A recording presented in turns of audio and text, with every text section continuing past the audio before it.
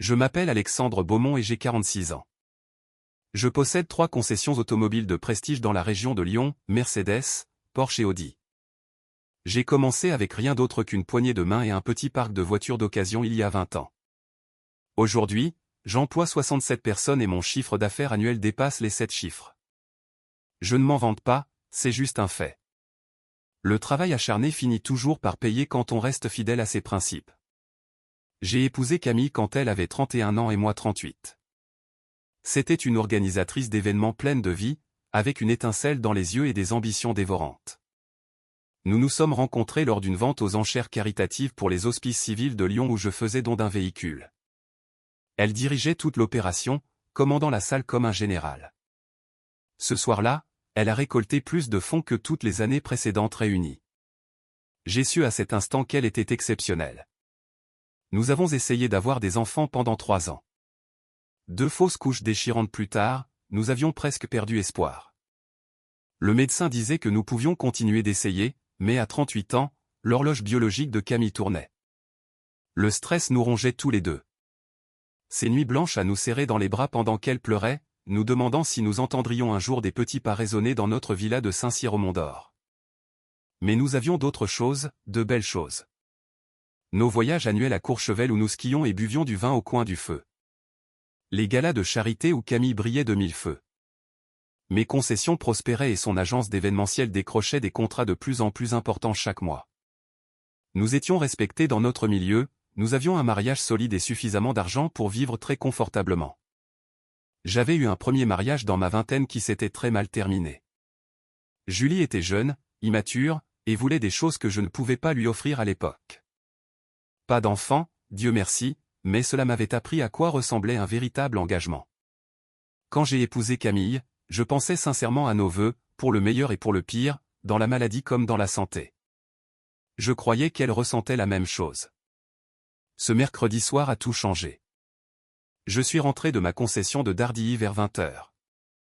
J'avais des soucis d'inventaire avec un nouvel arrivage de classe et Camille était dans notre cuisine en marbre, tenant une enveloppe ivoire au bord doré. Chérie, tu te souviens de mon amie d'école de commerce, Amélie, a demandé Camille, la voix chargée de cette excitation qu'elle avait toujours lorsqu'elle planifiait quelque chose de grand. J'ai hoché la tête en attrapant une bière dans notre réfrigérateur américain. Amélie, qui est maintenant mariée à un riche industriel suisse. Elle se remarie enfin ce week-end en Toscane, a continué Camille. Ça va être un événement grandiose sur 3 jours. Répétition le vendredi, cérémonie le samedi, réception et brunch le dimanche. Ça a l'air hors de prix, ai-je dit en prenant une longue gorgée. Camille a ri, ce son musical dont j'étais tombé amoureux. Tout est pris en charge. Le nouveau mari d'Amélie est plein aux as. Je pensais emmener Margot avec moi. De toute façon, tu as cette grande réunion de direction avec Mercedes France lundi. Margot, l'associée de Camille et sa meilleure amie. Elles étaient inséparables depuis leurs études et avaient monté leur agence de toutes pièces. Je faisais une confiance aveugle à Margot. Tu ne veux pas de moi là-bas, ai-je demandé, bien qu'honnêtement, je n'étais pas déçu. Ces mariages mondains n'étaient pas ma tasse de thé. Ce n'est pas ça, mon amour, a dit Camille en s'approchant pour passer ses bras autour de mon cou. Tu as tellement travaillé ces derniers temps. Je me suis dit qu'un week-end tranquille te ferait du bien. Fais un peu de golf, regarde un match, détends-toi. C'était logique. J'ai embrassé son front. Ne reviens juste pas mariée à un snob amateur de Chianti. Elle a ri de nouveau. Jamais de la vie. Tu es coincé avec moi, Alexandre Beaumont. Si seulement j'avais su à quel point nous avions tous les deux tort.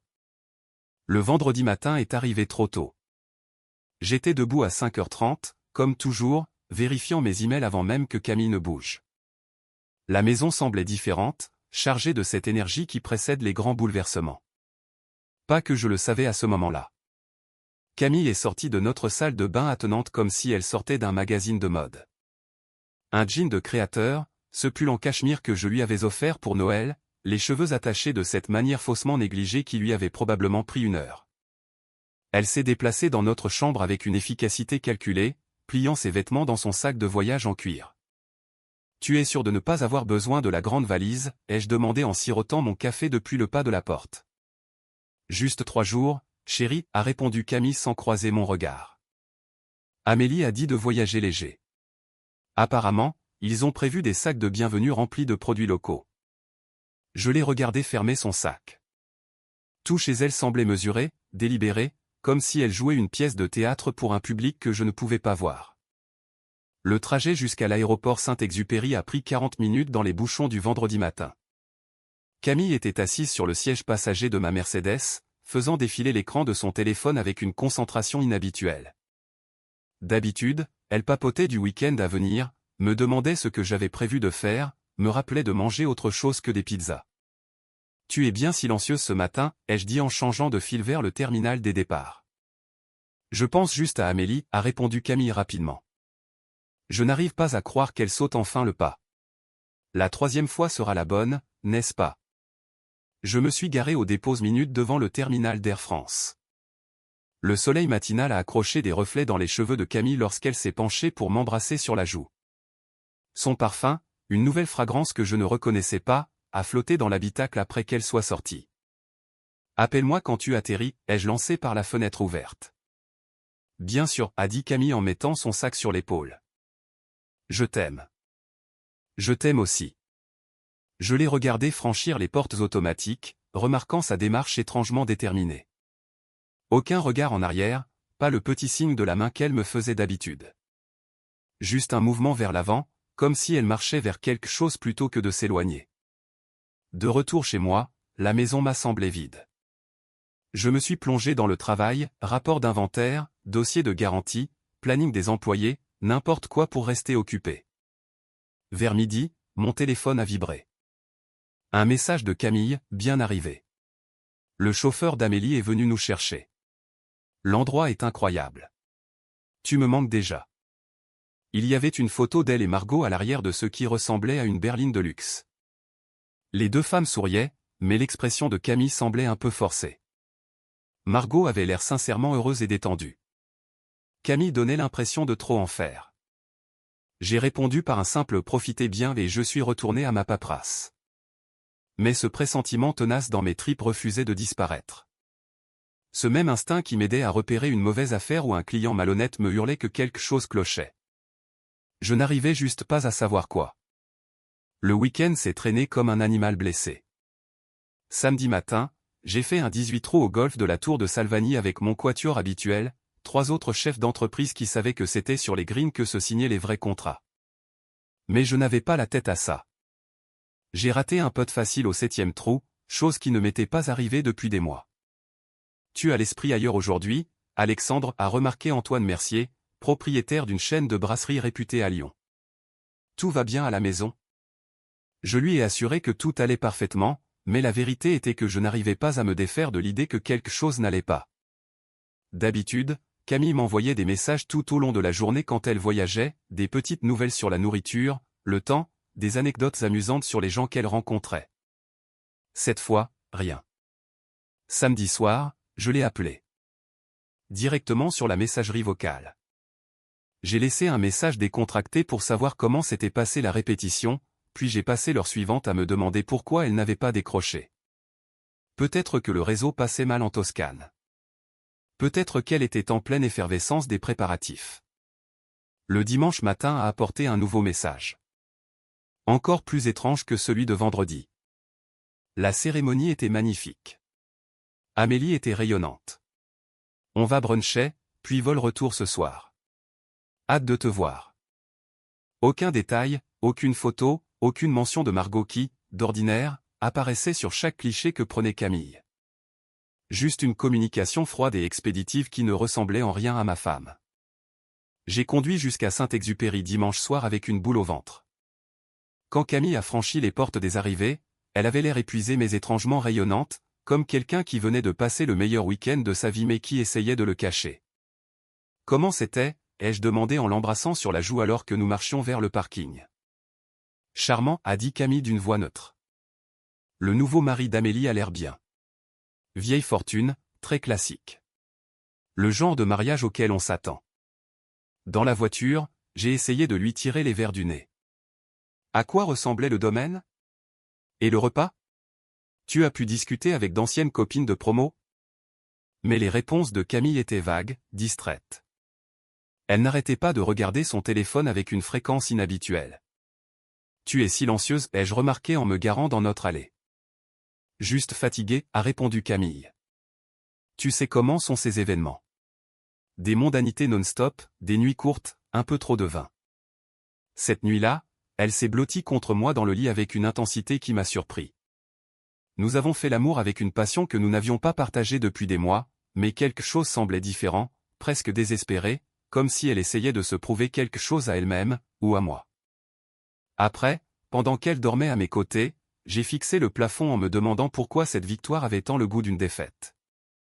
2 semaines plus tard, je me suis réveillé en me grattant. Au début, j'ai cru que c'était simplement la peau sèche à cause de la climatisation qui tournait en permanence avec la chaleur estivale. Mais le mercredi, des plaques rouges s'étaient propagées sur mon torse et mes épaules, me brûlant atrocement.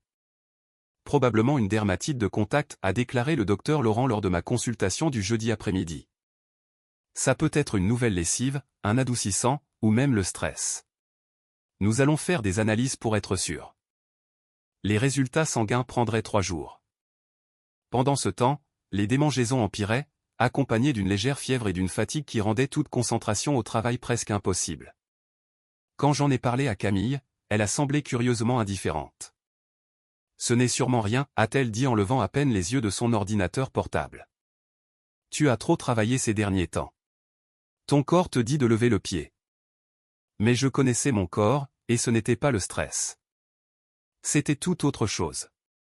Vendredi matin, l'assistante du docteur Laurent m'a appelé alors que je vérifiais les rapports de vente à la concession Mercedes. « Monsieur Beaumont, le docteur Laurent aimerait vous voir cet après-midi. Pouvez-vous passer vers 15 heures ?» Le ton de sa voix m'a glacé le sang. Le cabinet du docteur Laurent m'a paru plus exigu que d'habitude lorsque je me suis assis face à son bureau 3 heures plus tard. Il examinait mon dossier avec cette attention minutieuse que les médecins réservent aux mauvaises nouvelles. « Alexandre, vos résultats sont arrivés », a-t-il dit en retirant ses lunettes pour les nettoyer. « Vous avez été testé positif à la chlamydia. » Les mots m'ont frappé comme un coup de poing. « C'est impossible. » « Je sais que c'est difficile à entendre », a poursuivi le docteur Laurent, « mais le test est extrêmement fiable. Avez-vous eu des rapports sexuels en dehors de votre mariage récemment ? » Non, ai-je répondu fermement. Jamais. Seulement avec ma femme. Le docteur Laurent a hoché lentement la tête. Alors je crains que vous ne deviez avoir une conversation avec Camille. Elle devra être testée et traitée également. J'ai conduit jusqu'à la maison dans un état second, mon esprit passant en revue toutes les possibilités. Le test pouvait-il se tromper? Aurais-je pu l'attraper autrement? Mais au fond de moi, je connaissais la vérité. Le week-end en Toscane, les messages étranges, l'intensité coupable de nos ébats à son retour. Ma femme m'avait trompé. Mais je n'allais pas la confronter tout de suite. D'abord, il me fallait des preuves. Des preuves réelles et irréfutables qui l'empêcheraient de s'en sortir par des mensonges. Et j'allais obtenir ces preuves, d'une manière ou d'une autre. Je n'ai pas dormi ce vendredi soir-là. Au lieu de cela, je me suis assis dans mon bureau, fixant les résultats du docteur Laurent et planifiant ma prochaine action. Je pouvais confronter Camille immédiatement, mais elle nierait tout en bloc et détruirait probablement toute preuve. Non, il me fallait des preuves solides. Le samedi matin, pendant que Camille était à son cours de pilates, j'ai méthodiquement fouillé ses affaires. Son sac à main n'a rien révélé de suspect, juste la collection habituelle de tickets de caisse, un baume à lèvres et des cartes de visite. Mais au fond de son dressing, j'ai trouvé son sac de voyage de l'escapade en Toscane. Dans la poche latérale, pliée en 4 et glissée derrière sa trousse de maquillage, se trouvait un reçu de pharmacie.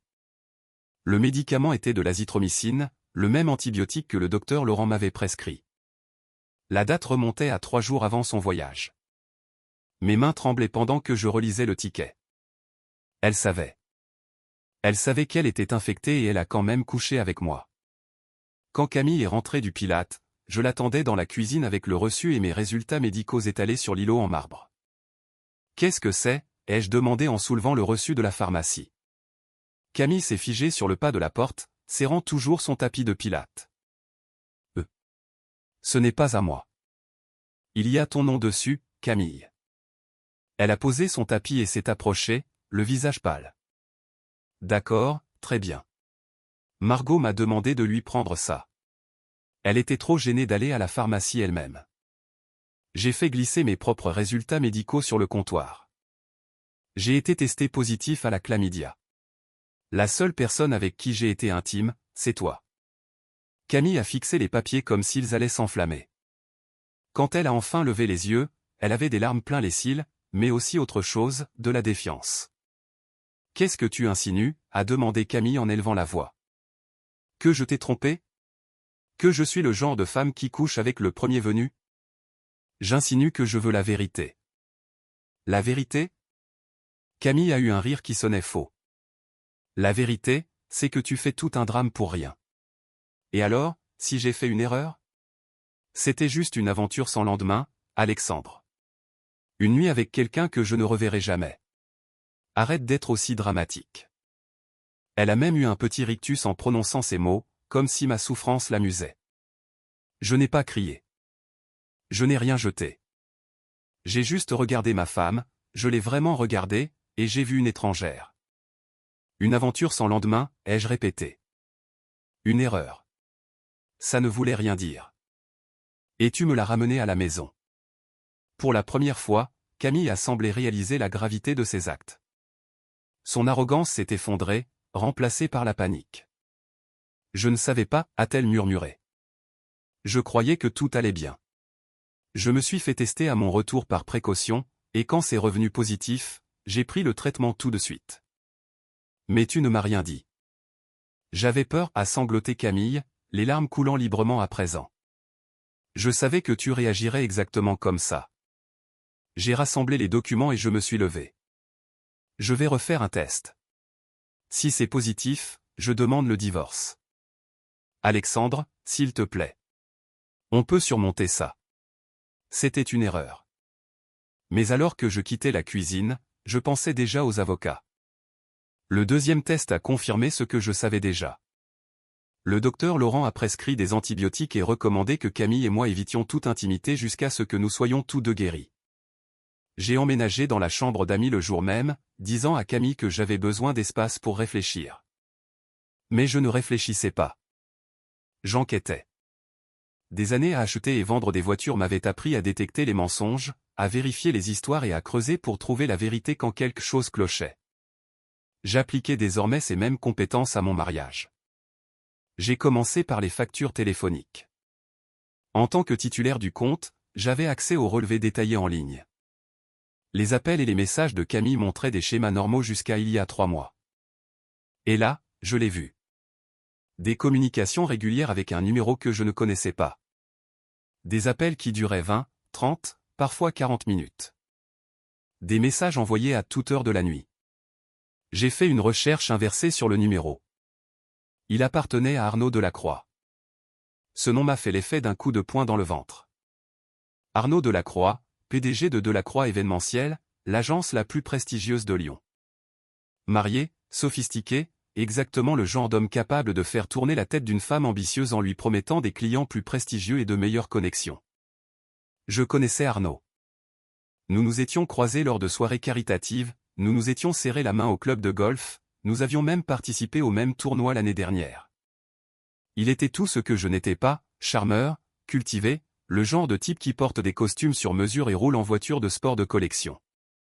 Mais ce n'était pas seulement une question d'ego blessé. C'était une question de justice. J'ai commencé à monter un dossier. Des captures d'écran des factures téléphoniques, des copies des reçus médicaux, une chronologie du comportement étrange de Camille au cours des derniers mois. J'ai même engagé un détective privé, Thomas Vasseur, un ancien flic de la police judiciaire lyonnaise spécialisé dans les affaires conjugales. « Qu'est-ce que vous cherchez exactement » a demandé Thomas lors de notre rencontre dans un café du quartier de la Confluence. « Tout » ai-je répondu. « Depuis quand ça dure, où il se voit, et surtout si elle a utilisé notre argent pour financer cette liaison. Je veux connaître l'ampleur exacte de sa trahison. » Thomas a hoché la tête. « Ce genre d'enquête prend du temps. Ça risque de coûter cher. » « L'argent n'est pas un problème, ai-je rétorqué. Je veux la vérité. » En une semaine, Thomas m'a apporté des réponses. des factures d'hôtel réglées avec la carte Pro d'Arnaud, des additions de restaurants étoilés que Camille ne m'avait jamais mentionnées. Des photos d'eux entrant dans un immeuble luxueux du 6e arrondissement qu'Arnaud gardait soi-disant pour ses rendez-vous d'affaires. La liaison durait depuis 4 mois. L'escapade en Toscane n'était pas le début. Ce n'était que le dernier chapitre en date d'une relation bien installée. Mais la découverte la plus importante de Thomas était d'ordre financier. L'agence d'Arnaud était en grande difficulté. Problème de trésorerie, fournisseurs impayés, le genre de soucis qui peuvent couler une entreprise. Et selon les relevés bancaires que Thomas avait obtenus via ses contacts, quelqu'un effectuait des virements réguliers depuis un compte lié à l'entreprise de Camille. Ma femme ne se contentait pas de me tromper. Elle renflouait la société en faillite de son amant avec l'argent qui aurait dû servir à construire notre future famille. C'est à ce moment-là que j'ai décidé qu'il était temps d'arrêter de jouer en défense et de passer à l'attaque. L'appel de Thomas Vasseur est arrivé un mardi matin, alors que je passais en revue les résultats trimestriels chez BMW. Sa voix trahissait la satisfaction d'un chercheur d'or qui vient de trouver le filon. « Alexandre, il faut que vous voyiez ce que j'ai trouvé. On peut déjeuner ensemble ?» Nous nous sommes retrouvés dans une brasserie huppée de la Presqu'île, le genre d'endroit où les contrats se négocient autour d'une belle pièce de bœuf et d'un whisky hors d'âge. Thomas a fait glisser une enveloppe Kraft sur la table. « L'amie de votre femme, Margot, m'a contacté hier, a-t-il dit. Elle veut vous parler. »« Margot vous a appelé ? Comment a-t-elle eu votre numéro ? » ?»« Elle menait sa propre enquête, a répondu Thomas. Apparemment, elle avait des doutes sur le comportement de Camille depuis des mois. Quand elle m'a vu prendre des photos devant l'appartement d'Arnaud, elle a fait le rapprochement. À l'intérieur du dossier, il y avait de nouvelles photos. Camille et Arnaud sortant d'une bijouterie chez Cartier. Tous les deux en plein dîner au restaurant gastronomique Tête d'Oie. La main d'Arnaud sur la cuisse de Camille alors qu'ils étaient assis dans sa Porsche devant un palace. Margot s'en veut terriblement, a poursuivi Thomas. Elle dit que Camille lui a demandé de mentir au sujet du voyage. Il n'y a jamais eu de mariage en Toscane. Camille a passé le week-end avec Arnaud dans sa villa sur le cap d'Antibes. Mon déjeuner avait soudain le goût du carton. Margot a joué le jeu. Elle pensait que c'était juste une amourette qui passerait vite. Quand elle a compris à quel point c'était sérieux, elle a essayé de convaincre Camille d'y mettre fin. C'est là que Camille a arrêté de se confier à elle. Où est Margot en ce moment ? Elle attend dans le café d'en face. Elle veut s'excuser et vous donner toutes les informations qu'elle possède. 20 minutes plus tard, j'étais assis face à Margot, regardant l'une des plus vieilles amies de ma femme retenir ses larmes tout en détruisant mes dernières illusions sur mon mariage. J'aurais dû te le dire il y a des mois, a lâché Margot, ses mains serrées autour de sa tasse de café comme à une bouée de sauvetage. Mais Camille jurait que c'était juste la crise de la quarantaine.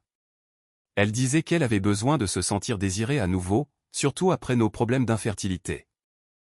Depuis quand ça dure ? Depuis janvier. Elle a rencontré Arnaud lors du gala de charité de l'hôpital femme-mère-enfant. Tu devais y aller, mais tu as eu cette urgence à la concession. Je me souvenais de cette soirée. Une importante livraison avait été bloquée et j'avais passé des heures au téléphone avec la direction de Mercedes pour résoudre le problème. J'avais dit à Camille d'y aller sans moi pour représenter nos concessions. Arnaud avait mis aux enchères un week-end dans sa villa de la Côte d'Azur, a continué Margot. Quand Camille a remporté le lot, il s'est proposé de lui faire visiter personnellement. Elle croyait que c'était juste du réseautage au début, mais ce n'était pas le cas. Non, il est très habile, très persuasif. Il lui a fait croire que son agence pourrait prendre une envergure nationale grâce à ses contacts, qu'il pourrait lui présenter des clients prêts à payer 10 fois ce qu'elle gagnait ici. Et elle l'a cru. L'expression de Margot s'est assombrie. L'entreprise d'Arnaud perd un argent fou. Il s'est servi de leur liaison pour avoir accès au carnet d'adresses de Camille, à ses fournisseurs, et même à son compte bancaire professionnel. Elle paie ses frais depuis des mois, en s'imaginant qu'elle investit dans leur futur commun. Les pièces du puzzle s'emboîtaient avec une limpidité écœurante. Les mystérieux rendez-vous clients, les nouveaux bijoux, les dîners hors de prix que je n'avais pas payés. Arnaud ne couchait pas seulement avec ma femme. Il la ruinait financièrement pendant qu'elle finançait leur liaison. Il y a autre chose, a ajouté doucement Margot. Camille parle de te quitter. Arnaud lui a promis de divorcer et de l'épouser dès que ses problèmes financiers seraient réglés. Et elle y croit. Elle veut y croire. Elle a déjà consulté un avocat spécialisé pour réclamer la moitié du patrimoine de tes concessions. Un froid glacial m'a envahi. Ma femme ne me trompait pas seulement, elle prévoyait de me détruire financièrement pour payer sa nouvelle vie avec un homme qui l'utilisait. Mais à ce jeu-là, on peut être deux. Margot, ai-je dit, j'ai besoin de ton aide pour quelque chose. Ce soir-là, enfermé dans mon bureau avec Margot et Thomas Vasseur, j'ai mis au point ma contre-attaque. Si Camille voulait jouer de manière impitoyable, j'allais lui montrer à quoi ressemblait un vrai professionnel. D'abord, on sécurise vos actifs, a déclaré Thomas en étalant des documents sur mon bureau. Transférez vos comptes personnels dans des banques où Camille n'a pas accès. Documentez chaque centime qu'elle a détourné de vos comptes joints pour financer cette liaison. Et pour les concessions, ai-je demandé. Elles sont à l'abri. Vous étiez sous le régime de la séparation de biens, et avec le montage de votre père, elle ne peut pas toucher à la holding. Margot a sorti son téléphone. J'ai enregistré les conversations où Camille parle de sa liaison. Je sais que c'est horrible, mais j'essayais de te protéger. Elle a lancé un extrait audio. On entendait le rire de Camille. Alexandre n'en a pas la moindre idée. Il a tellement le nez dans ses bagnoles qu'il ne remarquerait même pas que je le trompe si je le portais écrit sur le front. Arnaud dit qu'une fois marié, on revendra les concessions et on partira s'installer dans le sud. Nouveau départ, nouvelle vie. J'ai serré les poings, mais ma voix est restée parfaitement calme. Que as-tu d'autre? Des messages où elle admet avoir puisé dans la trésorerie de l'agence pour ses escapades, des photos de leur voyage, et même un enregistrement où Arnaud lui assure que son propre mariage n'est qu'un arrangement financier et qu'il prévoit de divorcer dès que sa boîte ira mieux. Thomas a hoché la tête avec approbation. Ce sont d'excellentes munitions, mais si vous voulez vraiment les faire souffrir tous les deux, il faut frapper le point faible d'Arnaud. C'est-à-dire? Sa réputation. Son agence repose sur ses relations dans la haute société et des clients prestigieux qui exigent la discrétion. Un scandale public le détruirait. Je vous écoute. Arnaud organise un grand gala de charité vendredi prochain à l'Intercontinental Hôtel Dieu. 500 membres de l'élite lyonnaise y seront, y compris sa femme, Victoire. Il vend ça comme son grand retour, pour attirer de nouveaux clients et rassurer ses partenaires actuels. Margot s'est penchée en avant. Camille l'a aidé à organiser cet événement. Elle est persuadée qu'Arnaud va annoncer leur fiançailles juste après, et déclarer qu'il quitte sa femme par amour véritable. Mais ce n'est pas ce qui va se passer, a conclu Thomas avec un sourire de prédateur. Parce que vous serez là avec les preuves de leur liaison et des fraudes financières d'Arnaud devant tous ceux qui comptent dans cette ville. J'ai réfléchi. L'humiliation publique face à un divorce discret. Mon père m'avait toujours appris qu'en affaires, la réputation était tout. Perdez-la, et vous perdez le reste. Comment je fais pour entrer? Tu es déjà invité, a dit Margot.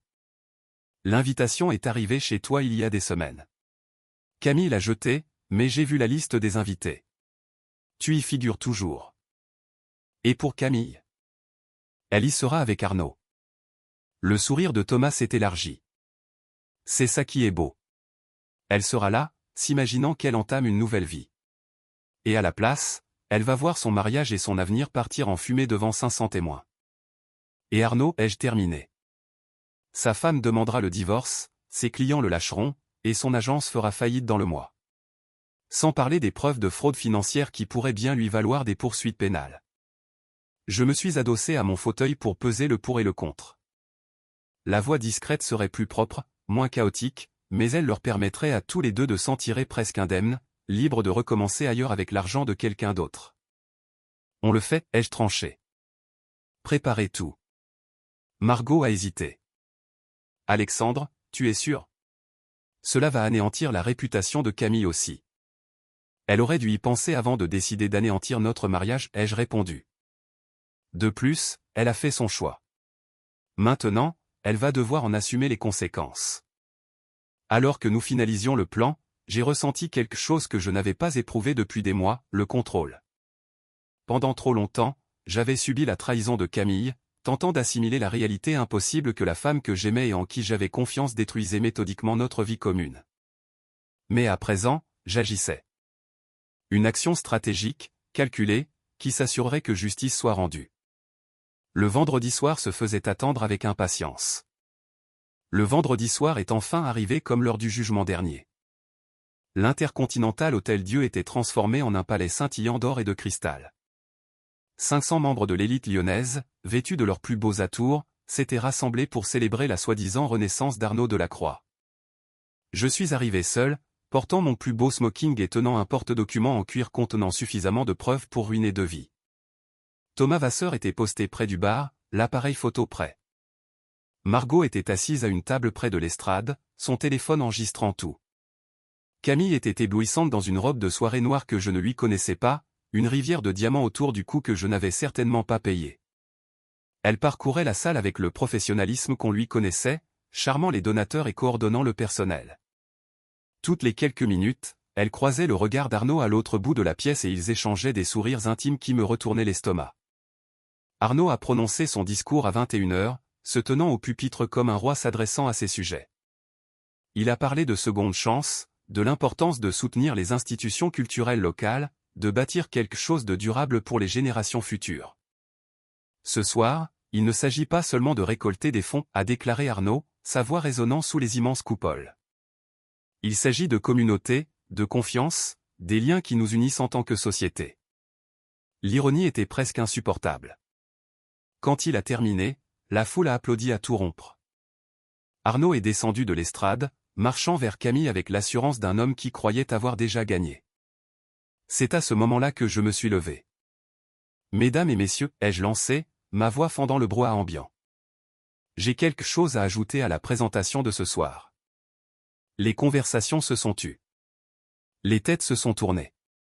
Arnaud s'est figé au milieu de la salle, son visage blêmissant en me reconnaissant. Je m'appelle Alexandre Beaumont, ai-je poursuivi en m'avançant vers le centre de la pièce. Certains d'entre vous me connaissent via mes concessions automobiles, d'autres à travers divers événements caritatifs. Ce soir, je suis ici pour parler de confiance, tout comme Arnaud vient de le faire. Plus précisément, de ce qui se passe lorsque cette confiance est trahie. J'ai ouvert mon porte-document et j'en ai sorti une pile de photographies. Ces photos ont été prises au cours des 4 derniers mois, ai-je annoncé en brandissant les images d'Arnaud et Camille entrant dans des hôtels, des restaurants et son appartement privé. Elles prouvent qu'Arnaud Delacroix entretient une liaison extra-conjugale avec ma femme, Camille Beaumont, qui se trouve être la coordinatrice de l'événement de ce soir. La salle entière a chaviré. Des exclamations, des murmures étouffés, le bruit sec d'une coupe de champagne se brisant sur le sol en marbre. Victoire Delacroix, l'épouse d'Arnaud, s'est levée de sa table au premier rang, le visage figé dans un masque d'humiliation et de fureur absolue. Mais l'adultère n'est pas le seul crime commis ici, ai-je continué, ma voix restant parfaitement stable malgré le chaos qui m'entourait.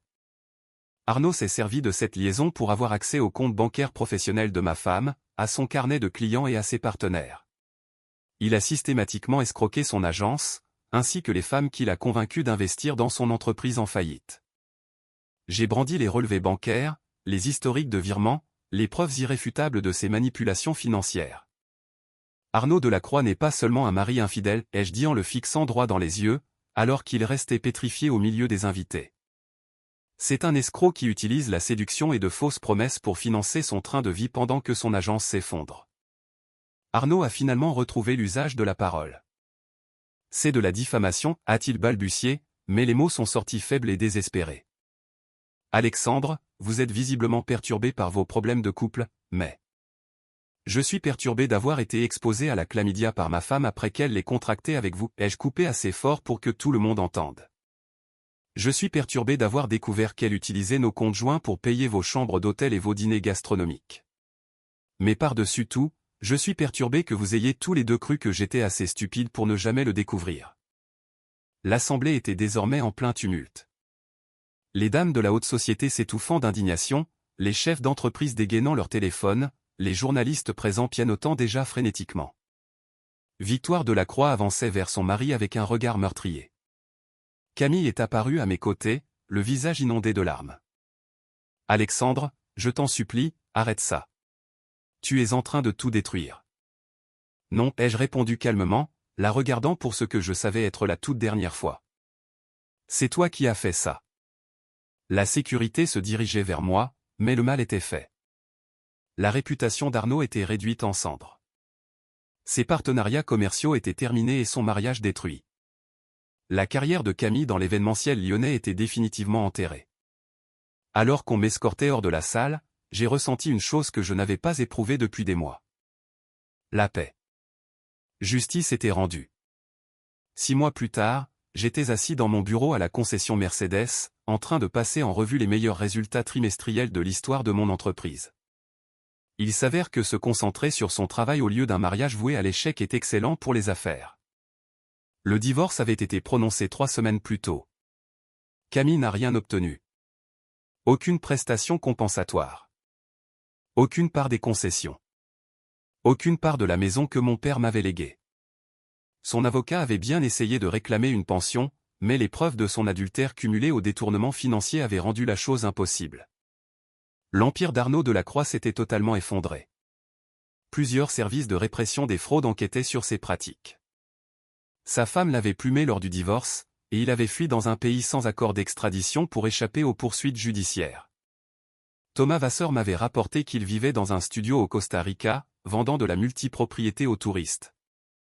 Camille avait disparu de la circulation après la finalisation du divorce. Margot m'a dit qu'elle était partie s'installer à Bordeaux, tentant de reconstruire son activité d'organisatrice d'événements sous un autre nom. Je lui souhaitais bien du courage. Le milieu mondain a une très longue mémoire lorsqu'il s'agit de scandales publics. Quant à moi, je me reconstruisais aussi. J'avais recommencé à fréquenter des femmes. Rien de sérieux, juste des dîners et de bonnes conversations avec des femmes qui appréciaient l'honnêteté et l'engagement. Je m'étais également investi dans plusieurs associations caritatives locales, utilisant mon expérience en logistique pour les aider à organiser des levées de fonds plus efficaces. Mon téléphone a vibré. Un message de mon avocat. Le chèque du solde final issu de la liquidation judiciaire de l'entreprise d'Arnaud était arrivé. 115 000 € récupérés suite au virement frauduleux. Justice était rendue. J'ai souri et effacé le message.